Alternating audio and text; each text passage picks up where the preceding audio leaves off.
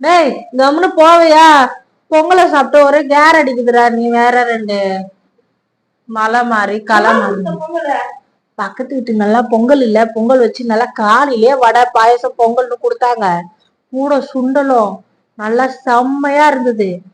சாப்பிட்டேன். வேணாம் வேணாம் வேணான்ட்டு வேணும் வேணும்னு தின்ன முடியலடா. அப்படியே கேரா இருக்குது.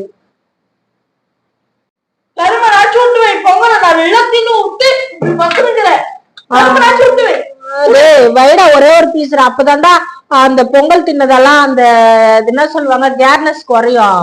அப்பா 2 கரும்பு பொங்கல் சாப்பிட்டா கரும்பு சாப்பிடணும்டா. அதான்டா நம்ம உலக வழக்கம். அது 2 கரும்பு சாப்பிடுவேன். பொங்கல் நம்ம செய்யக்கூடாது. காலையில எழுந்ததுமே வீட்டுல ஒரு பேட் நியூஸ் வந்து போன்ல வந்துருச்சு. அதனால செய்யக்கூடாது. டேய் படிக்கட்டுல இருந்து உந்து காலை வேற உடைச்சு வச்சுன்னு இருக்கிற. பொங்கல் செஞ்சு கூட செங்கல் செஞ்சு கொடுன்னு போடா. அப்படி நானே சாப்பிட்டது செமிக்கலன்ட்டு நானே சாஞ்சு கிடக்குறேன். ஒரு துண்டு கரும்பு எடுத்துன்னு வாடா.